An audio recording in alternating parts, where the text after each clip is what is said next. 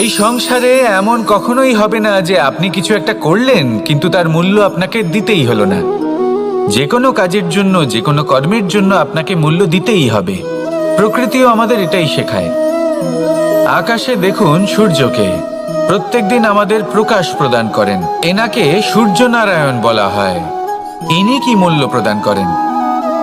নিজে জ্বলতে থাকেন। ধরিত্রী মাতা, এই ভূমি, ইনি কি মূল্য প্রদান করেন? প্রহার সহ্য করেন। আমরা এই ধরিত্রীতে প্রহার করে মাটি খুঁড়ে তাতে বীজ বপন করি, তবেই আমরা অন্ন লাভ করি, তবেই ফসল পাই। জীবনে যদি আপনাকে সফল হতে হয়, সম্মান পেতে হয়, যশ পেতে হয়, তাহলে আপনাকে মূল্য দিতেই হবে। যদি আপনি সাফল্য লাভ করতে চান তাহলে দিন রাত আপনাকে ত্যাগ করতে হবে, যেখানে সমগ্র সংসার সন্তোষ অনুভব করছে আর আপনাকে করতে হচ্ছে পরিশ্রম। যদি আপনি সম্মান প্রাপ্ত করতে চান তাহলে আপনাকে সেই সুখ ত্যাগ করতে হবে যা সবার কাছে রয়েছে। যদি আপনি যশ লাভ করতে চান তাহলে নিজের অন্তরকে মেরে ফেলা আপনাকে শিখতে হবে, তবেই আপনি যশ লাভ করবেন। জীবনে শুধুমাত্র ধন মূল্যবান নয়, কিন্তু এই যে মূল্যের কথা আমি বলছি সেটা যদি আপনি দিতে পারেন তাহলে নিশ্চিত রূপে এটা আপনাকে আরো মূল্যবান করে তুলবে, নিশ্চিত রূপে গড়ে তুলবে। তাহলে এটাই করুন আর আমার সাথে ভালোবেসে বলুন, রাধা রাধা। মানুষের শরীর থেকে যা কিছু নির্গত হয় সবই পচনশীল, তা থেকে দুর্গন্ধ বেরোয়, একটা ঘৃণাবোধ জন্ম নেয়। আমাদের রক্ত হোক, অবশিষ্ট হোক, ঘাম হোক, নিঃশ্বাস হোক, আবার এমনকি যখন আমরা মনুষ্য শরীর ত্যাগ করি তারপরেও এই শরীরেও পচন ধরে, তার থেকে দুর্গন্ধ বেরোয়। কিন্তু বিষয়টা হলো এটা আমাদের হাতেই নেই। তাহলে আমাদের হাতে কি রয়েছে? আমাদের কর্ম, আমাদের উদ্দেশ্য আর আমাদের বাণী। যদি এইগুলো শুভ রাখেন তাহলে শুধু নিজে সুগন্ধিত থাকবেন না, এই সমগ্র সংসারকে সুগন্ধিত করে তুলবেন। কথায় আছে যে বাণীর থেকে অধিক মূল্যবান আর কিছুই নেই। সেই জন্য যে কোনো কথা বলার আগে নিজের শব্দকে নিজের মনের তুলাদণ্ডে মেপে দেখুন, তারপরে তার প্রয়োগ করুন। কখনো কখনো এমনও হতে পারে যে আপনার কথা কারোর জীবনে আশীর্বাদ হয়ে দাঁড়ালো, যার দ্বারা হয়তো সে শক্তি এবং প্রসন্নতা লাভ করলো। আবার এমনও হতে পারে যে আপনার কথা হয়তো কারোর মনে এমন আঘাত দিল, সে সেই আঘাত কোনোদিনও ভুলতে পারল না। আসুন আমার সাথে ভালোবেসে বলুন, রাধা রাধা। যদি আমি স্থির করি, যদি নিশ্চিত করি একটা মূর্তি গড়ে তুলব, আর কিছুক্ষণ সেই কাজটা করে আবার কিছুক্ষণ পরে বন্ধ করে দিই, আবার কিছুক্ষণের জন্য কাজটা করে আবার সেই কাজ বন্ধ করে দিই, আবার কিছুক্ষণের জন্য কাজটা করে বলি ক্লান্ত লাগছে, কিছুক্ষণের জন্য বিশ্রাম নিয়ে নিই, যদি এইভাবে আমি কাজটা করি তাহলে কি এই কাজ উচিত সময় এবং উচিতভাবে সম্পন্ন হবে? কখনোই নয়। শুধু তাই নয়, যে কোনো কাজ যদি পূর্ণ করতে হয়, উচিতভাবে করতে হয়, উচিত সময়ের মধ্যে করতে হয়, তাহলে প্রয়োজন সততার এবং অখণ্ড প্রচেষ্টার। সততা ছাড়া আপনি যে কাজই করুন না কেন, উচিত সময় তা সম্পূর্ণ হবে না, আর মনোবাঞ্ছিত ফল আপনি কখনোই পাবেন না। তাই যে কাজই আরম্ভ করুন না কেন সততার সাথে এবং অখণ্ড প্রচেষ্টার সাথে করুন, তখনই কর্ম এবং তখনই এই জীবন সফল হবে এবং এই মন প্রসন্ন হয়ে বলবে, রাধা রাধা। কেউ আমাকে মাখন চোর বলেন, কেউ বা আমাকে মুরলী মনোহর বলেন, কেউ আমাকে যুদ্ধ বিমুখ বলেন, কেউ বা আমাকে সুদর্শনধারী বলেন, কিন্তু আমি আসলে কে? আসুন, আজ আমি আপনাকে আমার আসল পরিচয় জানাবো।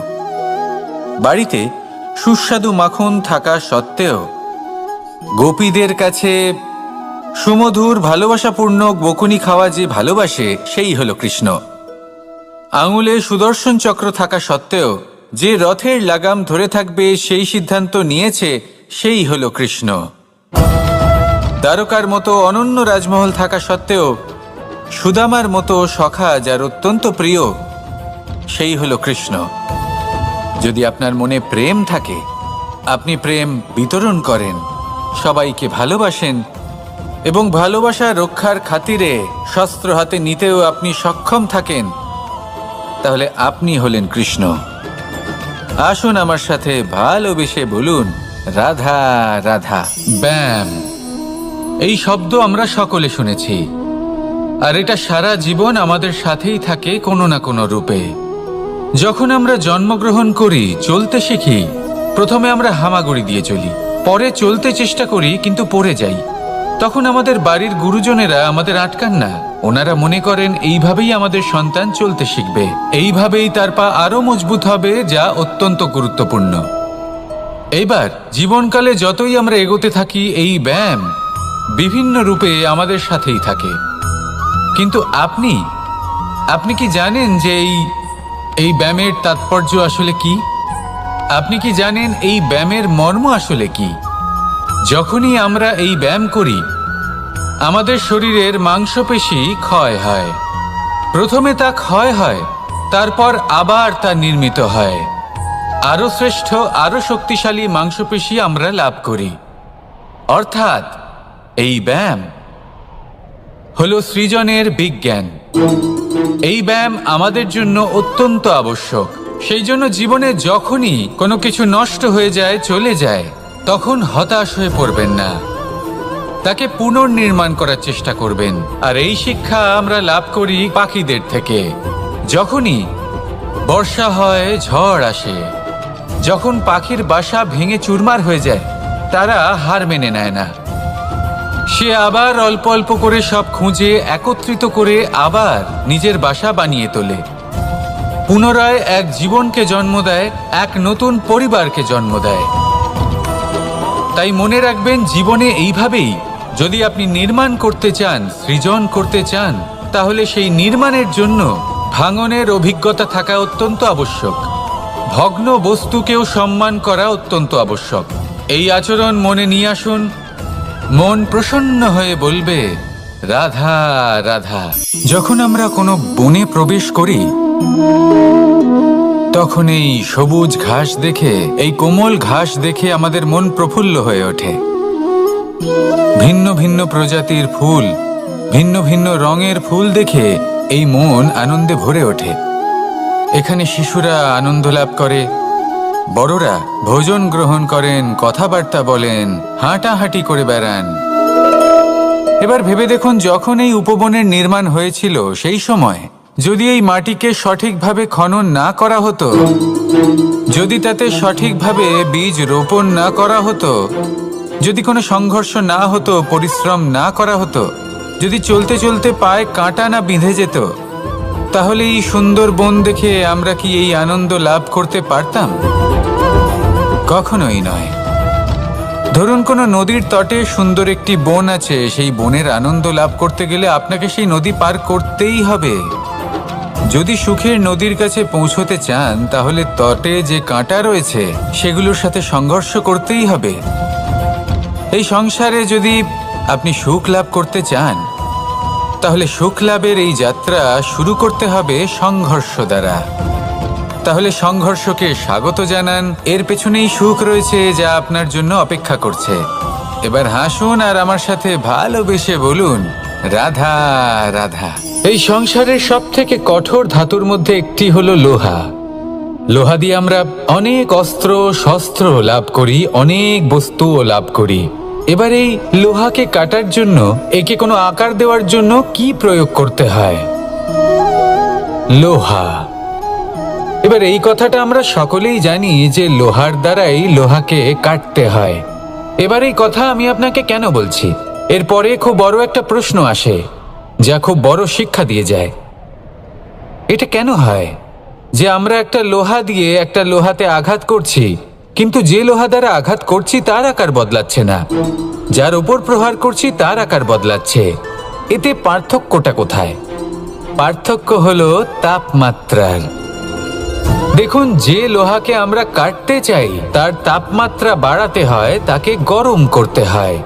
আর যে লোহা দ্বারা আমরা আঘাত করতে চলেছি, সেই লোহা আমাদের ঠান্ডা রাখতে হয়। অর্থাৎ ঠান্ডা লোহা গরম লোহাকে কেটে দেয়। এবার এই শিক্ষা কি আমাদের জীবনে যথেষ্ট নয়?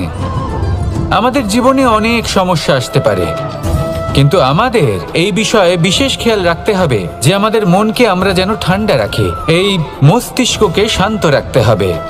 যদি আমরা ক্রোধ বা ঈর্ষার আগুনে জ্বলতে থাকি, বিদ্বেষের আগুনে জ্বলতে থাকি, তাহলে আমরাও সেই লোহার মতোই হয়ে যাব যার তাপমাত্রা অত্যন্ত বেশি। তখন যে কেউ এসে আমাদের বিচ্ছিন্ন করে চলে যাবে। মনে রাখবেন, যিনি যত বেশি স্থির বুদ্ধির অধিকারী, যিনি হলেন সবথেকে বেশি শান্ত, তিনি হলেন সবথেকে বেশি বলশালী। তাহলে শান্ত থাকুন আর আমার সাথে ভালোবেসে বলুন, রাধা রাধা। আলস্য আপনার আরো একটা অত্যন্ত বড় শত্রু, যা আপনার মনের মধ্যে বসবাস করে আর ধীরে ধীরে আপনার কার্য শরীরের একটা অংশ হয়ে ওঠে। সব কাজে দেরি করিয়ে দেয়, সবকিছু নষ্ট করে দিতে পারে এই আলস্য। এই কাজ আজকে হলো না, কোনো ব্যাপার নয়, কালকে করে নেব। প্রকৃতি আমাদের এটা শেখায় না। ভেবে দেখুন, যদি সূর্য এটা ভাবে যে কাল উদিত হব না, কিছুদিন পরে উদয় হব, তাহলে কি হবে? সমগ্র পৃথিবীর বিনাশ হয়ে যাবে, ঠিক কিনা? দেখুন, এই আলস্য নিয়ে খুব সুন্দর একটা কথা আছে, আলস্যস্য কুত বিদ্যা। অর্থাৎ যিনি অলস হয়ে বসে থাকেন তিনি বিদ্যা লাভ করেন না, জ্ঞান লাভ করেন না, আর জ্ঞান না থাকলে তিনি ধন অর্জন করতে পারেন না। তার জীবনে সুখ স্বাচ্ছন্দ্যের অভাব থাকে, বন্ধুর অভাব থাকে। যেখানে সুখ স্বাচ্ছন্দ্য নেই, মিত্র নেই, আপনজন নেই, জ্ঞান নেই, সেখানে আনন্দ কিভাবে বাস করতে পারে? সেই জন্য কথায় আছে, যিনি কর্ম করেন তিনি এই সংসারে যে কোনো সুখ স্বাচ্ছন্দ্য ভোগ করতে পারেন। তাই কর্ম করুন, সময়কে সম্মান করুন, আর এই আলস্যের উপর বিজয় লাভ করুন। আর আমার সাথে ভালোবেসে বলুন, রাধা রাধা। সিংহকে বনের রাজা বলা হয়। অত্যন্ত শক্তিশালী হয় সে, তার পরিবারও খুব বড় হয়। কিন্তু যদি এমন হয় যে সিংহের পরিবারে নিজেদের মধ্যেই কলহ সৃষ্টি হয়, যদি তারা নিজেরাই লড়তে থাকে, তাহলে কি হবে? সিংহকে মেরে তার পরিবারকে মেরে ফেলে শেয়াল বনের রাজা হয়ে উঠবে। এবার এই কথা শুধুই সিংহের উপর প্রযোজ্য নয়, বরং প্রত্যেকটি ব্যক্তি, প্রত্যেক পরিবার, প্রত্যেক সম্প্রদায়, প্রত্যেক রাজ্যের উপর প্রযোজ্য হতে পারে। পরিবারে যদি মতভেদ বেড়ে যায়, তাহলে সেই পরিবার ভেঙে যেতে পারে। ইতিহাস এই বিষয়ের সাক্ষী। যদি সমাজের মানুষ নিজেদের মধ্যেই লড়তে থাকেন, তাহলে কেউ রাজা হতে পারেন না, বরং অন্য কেউ সেই কলহের সুযোগ নিয়ে নিজে রাজা হয়ে বসেন। একতার গুরুত্ব বুঝতে শিখুন। ঘুরে ফিরে বিষয়টা এসে দাঁড়াচ্ছে সেই ভালোবাসায়, কারণ ভালোবাসাই হলো সেই যা সকলকে একসাথে বেঁধে তাদের আনন্দে রাখতে পারে। প্রেমের থেকে বেশি শক্তিশালী আর কিছুই নেই। তাই এই প্রেমকে নিজের মনে জাগ্রত করুন, নিজের পরিবারে বর্ষণ করুন, সমাজে বর্ষণ করুন, রাজ্যে বর্ষণ করুন, আর এই ভালোবাসার সাথেই বলুন, রাধা রাধা। আপনি কখনো মাখনের হাঁড়ি ভেঙেছেন? কত আনন্দ পাওয়া যায়। এই মাখনের হাঁড়ি ভাঙলে পুরো মাখন আমাদের গায়ে এসে পড়ে আর মন উচ্ছ্বসিত হয়ে ওঠে। কিন্তু তার জন্য বালগোপালদের কত চেষ্টা করতে হয় সেটা কখনো ভেবে দেখেছেন? প্রথমে বড়ই পরিশ্রম করে একের উপর এক সাবধানে ওপরে চড়তে হয়, তারপরে ভারসাম্য বজায় রাখতে হয়, পড়ে গেলে হবে না। তারপর এই হাতের দ্বারা সেই মাখনের হাঁড়ি ভাঙতে হয়, তখন মাখন পড়ে। এবার এরকমই কিছু আমাদের জীবনে আমাদের সাথেও হয়। এবার আপনি বলবেন যে মাখনের হাঁড়ি ভাঙার এই প্রক্রিয়া, তার সাথে জীবনের কি সম্পর্ক থাকতে পারে? আসলে আমাদের মনের মাঝেও একটা হাঁড়ি রয়েছে, অহংকারের হাঁড়ি। আর এই অহংকারের হাঁড়ি যখন ভেঙে যায়, তখন প্রসন্ন হওয়ার আনন্দ চতুর্দিকে ছড়িয়ে পড়ে। এই মন, এই আত্মা, এই দুই প্রসন্ন হয়ে যায়। কিন্তু তার জন্য আপনাদেরকেও বালগোপালের মতো চেষ্টা করে যেতেই হবে, ভারসাম্য বজায় রাখতেই হবে। মনের মাঝে এবং এই বুদ্ধিতে, ভালো এবং মন্দের মধ্যে, লোভ এবং পরমার্থের মধ্যে। আর তারপর নিজে হাতে অহংকারের এই হাড়ি ভেঙে দিতে হয়। দেখুন, যদি ঈশ্বরের সঙ্গ লাভ করতে চান তাহলে অহংকারের এই হাড়ি ভাঙতেই হবে। আসুন আর আমার সাথে ভালোবেসে বলুন, রাধা রাধা। এগুলো হলো নিম পাতা। যদি এগুলো চেখে দেখেন তাহলে মুখ বিকৃত হবে। এগুলো কি তেঁতো খেতে, হে নারায়ণ! এর থেকে বেশি তিক্ত সংসারে আর কিছুই হতে পারে না। হয়তো আপনি এগুলো ফেলেও দেবেন। কিন্তু যদি এই স্বাদের ঊর্ধ্বে উঠে এই নিমের বিষয়ে আপনারা জানতে চেষ্টা করেন তাহলে আপনি জানতে পারবেন যে এই নিম কতটা বেশি গুরুত্বপূর্ণ, কত গুরুত্বপূর্ণ ওষুধ, আর আমাদের শরীরের জন্য কতটা বেশি লাভজনক। এই নিম, এর মধ্যে অনেক রোগের উপশম নিহিত রয়েছে।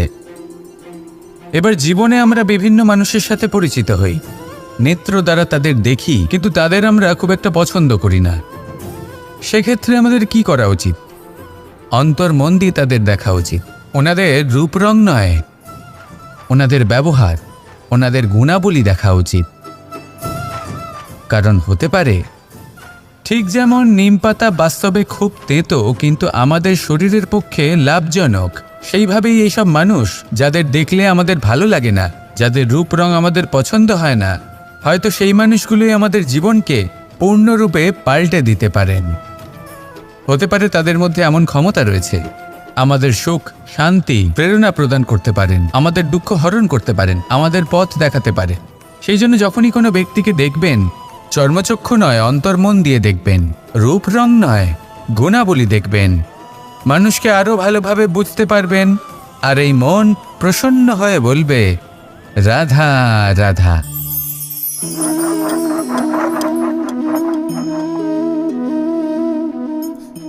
কোনো ব্যক্তিকে নিশ্চয়ই দেখেছেন যিনি নিজে কাঠ কাটার এই কাজে নিপুণ এবং অভিজ্ঞ।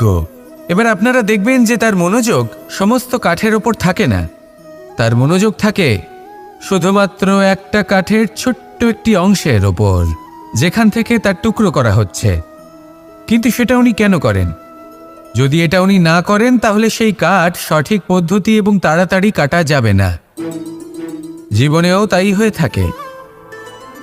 আপনি হয়তো কোনো লক্ষ্য স্থির করেছেন বা পথ নির্বাচন করেছেন বা কাজ স্থির করেছেন যেটা আপনি করেই ছাড়বেন। তাহলে নিজের সম্পূর্ণ মনোযোগ শুধুমাত্র তার উপর কেন্দ্রীভূত করুন। যদি আপনার মন এদিক ওদিক তাকাতে থাকে, অস্থির হয়ে পড়ে, বিচলিত হয়ে পড়ে, যদি তা হয়ে থাকে তাহলে আপনি অবশ্যই অসফল হবেন। তাই কর্মঠ থাকুন, নিরন্তর কর্ম করতে থাকুন এবং পূর্ণ মনোযোগ দিয়ে নিজের কাজ করুন। নিজের পথে অগ্রসর হন বা নিজের লক্ষ্য প্রাপ্ত করতে চেষ্টা করুন। তারপর দেখুন কি হয়, কিভাবে উচিত পথে এবং তীব্র গতিতে আপনার লক্ষ্য আপনার কাছেই পৌঁছে যায়। আর আপনার এই মন প্রসন্ন হয়ে বলে, রাধা রাধা।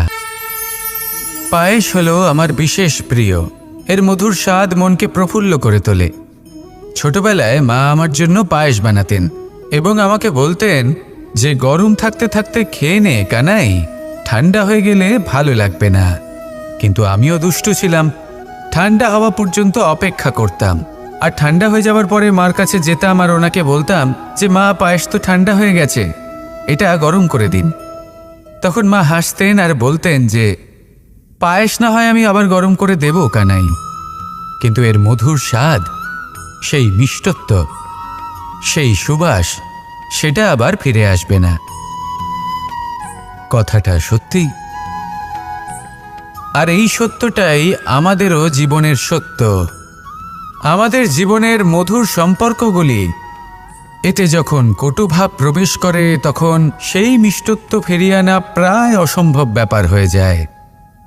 আপনি চেষ্টা করে সেই সম্পর্ক ঠিক করতেই পারবেন, তার জন্য অগাধ পরিশ্রম করতে হবে, কিন্তু আবার সেই মিষ্টত্ব কখনো ফিরে আসবে না। সেই জন্য আপনার জীবনের যে মধুর সম্পর্ক আছে, যতটা সম্ভব চেষ্টা করুন তাতে মিষ্টত্ব বজায় রাখতে। কটুভাব আসতে দেবেন না। আসুন আর আমার সাথে মধুর স্বরে বলুন, রাধা রাধা। এই সংসারে সব থেকে ভয়ানক এবং গভীর অন্ধকার কোনটা? সেটা যখন মেঘ সূর্যকে ঢেকে দেয় এবং সংসার অন্ধকারাচ্ছন্ন হয়ে ওঠে, নাকি তখন যখন সূর্যাস্তের সময় ঘনিয়ে আসে, সূর্য ঢলে যায় এবং এই সংসারে অন্ধকার ছেয়ে যায়, নাকি সেই অমাবস্যার রাত্রি যখন চতুর্দিকে ঘন অন্ধকার থাকে এবং চন্দ্রমার প্রকাশ কোথাও থাকে না? না, এই সংসারে সব থেকে বেশি ভয়ানক অন্ধকার হল মানসিকতার অন্ধকার। মানসিকতা খুব গভীর একটা বিষয়। এই মানসিকতাই সত্যের রূপ ধারণ করে এবং আমাদের এই মানসিকতা এবং বিবেকে একটা সূর্য থাকে। যদি আমরা এটা জীবন থেকে বের করে ফেলি, তাহলে নিরাশা, হতাশা, অসফলতা এর এমন এক ঘন অন্ধকারে আমরা ফেঁসে যাব যে তার থেকে বাইরে বের হওয়া প্রায় অসম্ভব ব্যাপার হয়ে দাঁড়াবে। বড়ই কঠিন হয় সেই সময়। সেই জন্য ইতিবাচক মনোভাব থাকা খুব প্রয়োজনীয়। এটা ভাববেন না যে এটা আমার সাথে কেন হলো, এই সমস্যা কেন এলো, ওই ব্যক্তি আমার সাথে এটা কেন করলেন। এটা ভাবুন যে আমি জীবনে যে পরিস্থিতিতে দাঁড়িয়ে আছি তার থেকে আমি ঠিক কিভাবে বাইরে বেরোতে পারবো। যতই ঘন অন্ধকার থাকুক না কেন, খুব ছোট একটা প্রদীপের প্রকাশ আমাদের পথপ্রদর্শক হয়ে দাঁড়াতে পারে। আর আমাদের জীবনে এই ছোট্ট একটা প্রকাশ হলো আশা। এই আশার একটি কিরণ আমাদের অত্যন্ত গাঢ় অন্ধকারেও পথ দেখাতে পারে। তাই এই আশাকে সবসময় মনে প্রজ্বলিত করে রাখুন। গাঢ় থেকে গাঢ় অন্ধকারের সাথে, কঠিন থেকে কঠিনতর সমস্যার সাথে লড়াই করুন, সামনে এগিয়ে চলুন আর আমার সাথে ভালোবেসে বলুন, রাধা রাধা। মানুষ যখন জন্ম নেয় তখন তার সাথে তার জিহ্বাও জন্ম নেয়। কিছু বছর পরে তার দাঁতও ওঠে, আর বৃদ্ধ অবস্থায় এই দাঁত তার সঙ্গ ছেড়ে চলে যায়। কিন্তু জিহ্বা তখনও সঙ্গ দেয়, কারণ দাঁত কঠোর হয় কিন্তু জিহ্বা কোমল হয়।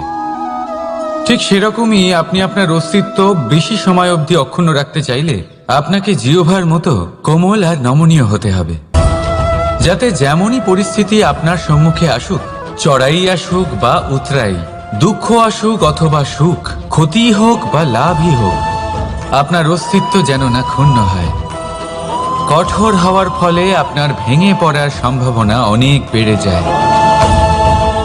সমস্যা যেমনই হোক, দুঃখ আসুক অথবা সুখ, কোমলতার সাথে, সাহসের সাথে তার সম্মুখীন হন। রাধা রাধা। মন্থন। আমরা সবাই এটাই জানি যে অমৃত পাওয়ার জন্য সমুদ্র মন্থন করা হয়েছিল, কিন্তু এর পিছনে যে মহান উদ্দেশ্য ছিল তা বেশিরভাগ লোকই বোঝে না। আজ সেই মহান উদ্দেশ্য আমি আপনাদের বুঝিয়ে বলছি। আমাদের জীবনে এই অমৃত লাভ করার জন্য পথপ্রদর্শক হয় মন্থন। তারপরে আমরা করি প্রতিজ্ঞা, তারপর নিই প্রস্তুতি, যেটা দেবতারা আর অসুরেরা একসাথে করেছিলেন। তারপর আমরা করি চেষ্টা। বাসুকীর মুখ থেকে বিশ্বশ্বাস নির্গত হওয়া এটা প্রারম্ভিক বাধা হয়ে দাঁড়িয়েছিল, তবুও আমাদের লক্ষ্য দৃঢ় ছিল। যদিও সমুদ্র মন্থন থেকে হলাহল উঠে এলো, আমরা ভয় পাইনি, আমরা সেটার মোকাবিলা করলাম। ঠিক সেই পথেই যখন আমরা অনেক অমূল্য রত্ন পেলাম, নক্ষত্র পেলাম, সেটার প্রতি আকর্ষিত না হয়ে অমৃত লাভ করার পরেই আমরা শান্ত হলাম। এইভাবে যদি আপনি নিজের জীবনে প্রতিজ্ঞা, প্রস্তুতি, চেষ্টা, দৃঢ় নিশ্চয়, অটল থাকা আর আকর্ষণ থেকে বিরত থাকেন, যদি এইসব গুণ আপনার ভেতরে একত্রিত করে নেন, তাহলে আপনিও আপনার জীবনের অমৃত অবশ্যই লাভ করবেন। রাধা রাধা। মানুষের কোন বিষয়ে অহংকার থাকে? সময়, ক্ষমতা, শরীর আর সম্পত্তি। আর এই চারটি সর্বদা সঙ্গে থাকে না। কি বিচিত্র ব্যাপার! আপনি নিজেই দেখুন, সময় আজ ভালো হলেও কাল অবশ্যই খারাপ হতে পারে। ক্ষমতা আজ আপনার থাকলেও কাল তা নাও থাকতে পারে। এই শরীরটা তো নশ্বরই বটে। যত আপনি বার্ধক্যের দিকে অগ্রসর হবেন, দুর্বল হতে থাকবেন, সৌন্দর্য ক্ষীণ হতে থাকবে, আর সম্পত্তি আজ আপনার, কাল অন্য কারোর হয়ে যাবে। আর এই সমস্ত নশ্বর জিনিসে মন কেন্দ্রীভূত করতে করতে ব্যক্তি ভুলে যান সেই বিষয়গুলি যা সর্বদা আপনার সাথে থাকবে, আপনার ঢাল হবে, আপনার সম্বল হয়ে থাকবে। আর তা হলো আপনার স্বভাব, বুদ্ধি, সৎসঙ্গ আর খাঁটি সম্পর্ক। নিজের স্বভাব শীতল রাখুন, কর্মে বুদ্ধির পরিচয় দিন, সর্বদা ভালো মানুষের সাথে সময় কাটান, আর খাঁটি সম্পর্ক সর্বদা পালন করুন। জীবনে সর্বদা সুখী হবেন। রাধা রাধা। কথায় আছে যে ভাগ্যের খেলা অত্যন্ত বিকট হয়। দেবতারাও বুঝতে পারেন না যে এই খেলা কি। আমরা তো শুধু সাধারণ মানুষ। ঠিক আছে, সিদ্ধান্তের কথা বলি। সিদ্ধান্ত নেওয়া তো আপনারই হাতে আছে। কেন? দেখুন, ভাগ্য আপনার সিদ্ধান্ত পাল্টাতে পারে না, কিন্তু আপনার সিদ্ধান্ত, এটা আপনার ভাগ্য অবশ্যই পাল্টাতে পারে। তাই ভাগ্যের উপরে নির্ভরশীল থাকবেন না। মনোসংযোগ করুন আজকের সিদ্ধান্তের ওপর। শান্ত মনে বিচার করুন, তারপর সিদ্ধান্ত নিন, কারণ এই সিদ্ধান্ত এটা বড়ই গুরুত্বপূর্ণ। আপনার আজকের সিদ্ধান্ত আপনার ভবিষ্যতের কাঠামো। আপনার আজকের এই সিদ্ধান্ত ভবিষ্যতে সৌভাগ্য হতে পারে, আবার দুর্ভাগ্য হয়ে দাঁড়াতে পারে। সিদ্ধান্ত আপনার। রাধা রাধা। আমরা সবাই মন্দিরে যাই, ঈশ্বরের সামনে হাত জড়ো করে বসি আর নিজের ইচ্ছে প্রকাশ করি। কখনো ভেবেছেন ঈশ্বরের কেমন লাগতে পারে যে আমার ভক্তরা আমার কাছে আসে শুধুমাত্র নিজের ইচ্ছে পূরণের জন্য, আমার সাথে দেখা করতে নয়? অসংখ্য লোক মন্দিরে যান নিজের ইচ্ছে ঈশ্বরকে জানানোর জন্য। যদি তাদের ইচ্ছে পূরণ না হয়, তারা হতাশ হয়ে পড়েন। এবার থেকে যখনই আপনি মন্দিরে যাবেন, ঈশ্বরের সামনে বসবেন, হাত জড়ো করবেন আর বলবেন, ধন্যবাদ, ধন্যবাদ ঈশ্বর যে আপনি আমাকে যা দিয়েছেন তাতেই আমি খুশি। শুধু আমাকে পথ দেখাবেন যে কিভাবে আমি নিজের কর্মের দ্বারা, শুধু আমার কর্মের দ্বারা সেই সব পেতে পারি যা আমি চাই। ঈশ্বরের থেকে শুধু চাইতে গেলে তাহলে ঈশ্বরের কাছে নিজেকে অনেক ছোট মনে হবে।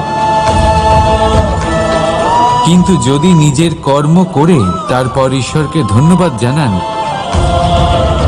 তাহলে সঠিক রূপে আপনি ঈশ্বর লাভ করবেন। রাধা রাধা। আশ্চর্য ব্যাপার, তাই না? আমাদের সবসময় আমাদের নাম ধরে ডাকা হয়,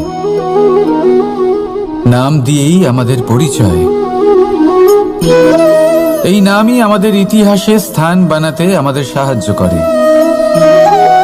সুনাম অর্জন করতে মানুষ কি না করে থাকে, নামে যাতে কলঙ্ক না লাগে তার জন্য মানুষ কি না করে থাকে। জীবনে আপনি যা পেয়েছেন, অর্থ, সম্পত্তি, সুখ, এই সব কিছুই নামের কাছে মূল্যহীন। নাম সর্বদা উচ্চ স্থানে থাকে। এই নামকরণের অনুষ্ঠান আমাদের কাছে অত্যন্ত গুরুত্বপূর্ণ। এবারে আপনার কি মনে হয় আমি কোন নামের কথা বলছি? সেই নাম যা আমরা জন্ম থেকে পেয়েছি? না, আমি সেই নামের কথা বলছি যা আমরা নিজের কর্ম দ্বারা অর্জন করেছি। যা জন্মের সময় পেয়েছি তা মৃত্যুর সাথে চলে যাবে, কিন্তু যে নাম কর্মের দ্বারা অর্জন করেছি সেটা আমাদের অমর করবে। মাতা পিতা আমাদের জন্ম দেয়, জন্মের সাথে সম্পর্ক দেয়, সমাজ থেকে পাই বন্ধু, প্রকৃতি থেকে পাই খাদ্য, যদি এমন কিছু থাকে যা আমরা নিজের যোগ্যতায় পাই, তা হলো আমাদের কর্মের ফল, সেই নাম যা আমরা আমাদের কর্মের দ্বারা অর্জন করেছি। তাই সর্বদা ভালো কর্ম করুন আর আমার সাথে ভালোবেসে বলুন, রাধা রাধা। আপনি কখনো কোনো পর্বতে চড়েছেন? কথায় আছে, যখন আমরা পর্বত আরোহণ করি, ওপরে ওঠার সময় দুর্ঘটনার সম্ভাবনা কিছুটা কমে যায়। সেখানেই যখন পর্বত থেকে নিচে নামি, তখন দুর্ঘটনার সম্ভাবনা অত্যন্ত বৃদ্ধি পায়। অর্থাৎ নামার সময় আমাদের আরো ভারসাম্য বজায় রাখতে হয়, আরো সাবধানে থাকতে হয়, অর্থাৎ বিবেককে জাগিয়ে রাখতে হয়। এবার জীবনেও সাফল্যের পর্বত আরোহণের সাথে এটাই হয়। যখন আমরা সাফল্যের পর্বত আরোহণ করতে থাকি, তখন এমনি আমাদের লক্ষ্য আমাদের গন্তব্যের দিকে থাকে। আমরা নিরন্তর পরিশ্রম করি, চেষ্টা করতে থাকি, আমাদের মধ্যে সেই উৎসাহ থাকে, সেই সাহস থাকে। কিন্তু একটা কথা সত্যি, সমস্ত আরোহণের পরে অবরোহণ থাকে। আর এই অবরোহণই থাকে যেখানে বেশিরভাগ মানুষ নিজের ভারসাম্য বজায় রাখতে পারেন না, আর সেখানেই ভেঙে পড়েন। তাই জীবনে যদি সাফল্যের শিখরে পৌঁছতে চান, তাহলে আপনাকে নিরন্তর প্রয়াস করতে হবে, সংঘর্ষ করতে হবে, পরিশ্রম করতে হবে, আর নিজের লক্ষ্যের দিকে একাগ্রতা কেন্দ্রীভূত করতে হবে। তাহলে আপনি নিজের লক্ষ্য অবশ্যই পাবেন। কিন্তু যখন অবরোহণের সময় আসবে, যা নিশ্চিত রূপে আসবেই, তখন আপনাকে সংঘর্ষ করতেই হবে, ধৈর্য ধরতেই হবে, সাবধানে থাকতেই হবে, ভারসাম্য বজায় রাখতেই হবে। এটা হলো অত্যন্ত আবশ্যক, কারণ পরবর্তী সাফল্যের শিখরে আপনাকে পৌঁছতেই হবে, আর তার জন্য আপনাকে সুরক্ষিতভাবে অবরোহণ করতেই হবে। ঠিক কিনা? আসুন আর আমার সাথে ভালোবেসে বলুন, রাধা রাধা। প্রসন্নতা এমন এক অনুভূতি যা আমরা সকলে পেতে চাই। এবার এটা ভেবে দেখুন যে আমরা আমাদের প্রসন্নতার জন্য অন্য কাউকে দায়ী কেন করি। আজও এরকম কিছু করেছে, ওর জন্য আমি দুঃখী হয়ে আছি। আজও এমন কিছু করলো যার ফলে আমার মন প্রসন্ন হয়ে উঠল। না, আপনাকে স্পষ্ট করে একটা কথা বলে দিই, আপনার প্রসন্নতা না শুধু আপনার নির্বাচন, না শুধু আপনার হাতে রয়েছে, বরং আপনি নিজের প্রসন্নতাকে নিজেই আকৃষ্ট করেন। এই ফুলগুলিকে দেখুন, এই ফুল এর সুগন্ধ ছড়ায়, আর এই ফুল নিজের দিকে কীট পতঙ্গদের আকৃষ্ট করে। এবার দেখুন, কীট পতঙ্গ কাদের আকৃষ্ট করে? গিরগিটি বা ব্যাঙ, এরকম কিছু প্রাণীদের। এবার এই যে ফুল, কীট পতঙ্গের জন্য এই যে ফুল, তার বিকাশ হয়, এ আরো প্রস্ফুটিত হয়, ওর বংশ আরো বৃদ্ধি পায়। তাই এর তাৎপর্য হলো সহজ, ফুল উচিত ব্যক্তিকে নিজের দিকে আকৃষ্ট করে। এবার কীট পতঙ্গের কথা বললে তারা কাদের আকৃষ্ট করে? তাদেরই, যারা তাদেরই শিকার করবে, খাদ্যরূপে গ্রহণ করবে। এবার কাকে আপনি নিজের দিকে আকৃষ্ট করতে চান, তার নির্বাচন আপনারই। আপনি কি প্রসন্নতাকে নিজের দিকে আকৃষ্ট করতে চান, নাকি অপ্রসন্নতাকে করতে চান, তার নির্বাচন আপনারই। আপনি জীবনে যা কিছু পাবেন, সুখ দুঃখ, আশা নিরাশা, প্রসন্নতা অপ্রসন্নতা, সবই হলো আপনারই নির্বাচনের পরিণাম। তাহলে সঠিক নির্বাচন করুন আর আমার সাথে ভালোবেসে বলুন, রাধা রাধা। ঘূর্ণিঝড়, যখন এই ঘূর্ণিঝড় আসে, তখন প্রচন্ড বেগে হাওয়া বয়ে চলে। সেই সময় এমন কিছু বৃক্ষ আছে যা কঠিন হয়ে দৃঢ় হয়ে দাঁড়িয়ে থাকে। সেই গাছ যা 10 বছর ধরে বা সহস্র বছর ধরে দাঁড়িয়ে থাকে, তাদেরকে আপনি খুব সহজে নাড়াতে পারবেন না। কিন্তু ঘূর্ণিঝড়, এর প্রভাব এতটাই তীব্র হয়, এর হাওয়াতে এতটাই প্রবল শক্তি থাকে যে এই বৃক্ষগুলিকে উচ্ছেদ করে, সেই বৃক্ষ নষ্ট হয়ে যায়। এবার এমন কিছু বৃক্ষ থাকে যাদের কাণ্ড নমনীয় হয়, খুবই নরম হয়। সেই জন্য যখন জোরে বাতাস বয়, কোনো ঘূর্ণিঝড় আসে, তখন এই বৃক্ষগুলি ঝুঁকে যায়। আর যখন এই ঘূর্ণিঝড় চলে যায়, শান্ত হয়ে যায়, তখন ওরা আবার দাঁড়িয়ে পড়ে। এবার এটাকে আপনি কি বলবেন? কি বুঝবেন আপনি? সুযোগ সন্ধানী? না, বরং এটাই হলো প্রকৃত আদর্শ। যখন আপনার সামনে এমন কেউ থাকেন যিনি আপনার থেকে অনেক শক্তিশালী, তখন তাকে সম্মান করা আপনাকে শিখতেই হবে। তাই মনে রাখবেন, এই সংসারে যখনই দুই শক্তির একে অপরের সাথে সংঘর্ষ হয় শুধুই বিনাশ হয়, কিন্তু যখন শক্তির সাথে আসক্তি মিলিত হয় সেখানে সুরক্ষা থাকে, সেখানেই কিছু নির্মাণ হয়। তাই আসুন আর আমার সাথে ভালোবেসে বলুন, রাধা রাধা। ভয়, আমরা ভয়ের বিষয়ে অনেক কথা বলি, ভয়ের থেকে সবসময় দূরে পালাই। কখনো ভেবে দেখেছেন আমরা এই ভয়ের সদ্ব্যবহারও কি করতে পারি না? নিশ্চিত রূপে করতেই পারি। এমন কোনো অক্ষর নেই যার দ্বারা কোনো মন্ত্র হয় না। তাই নিশ্চিত রূপে এই ভয়েরও সদ্ব্যবহার আমরা করতেই পারি। নির্ভর করছে আপনার দৃষ্টিভঙ্গির ওপর, আপনার প্রতিক্রিয়ার ওপর। ভয় যখন সামনে আসে দুটো পথ থাকে। প্রথমটা হলো ভয়ভীত হয়ে চুপচাপ পালিয়ে যাওয়া, আর দ্বিতীয় পথ সেই ভয়ের সম্মুখীন হওয়া। সেই ভয়ে ডুবে গিয়ে দেখুন এমন কি আছে যা আপনাকে পিছনে টেনে রাখছে। নিজের সাহসকে জাগিয়ে তুলুন, নিজেকে আরো শক্তিশালী বানিয়ে তুলুন, নিজেকে আরো শ্রেষ্ঠ বানিয়ে তুলুন, আর আপনার সামনে যা আছে সব প্রাপ্ত করে নিন।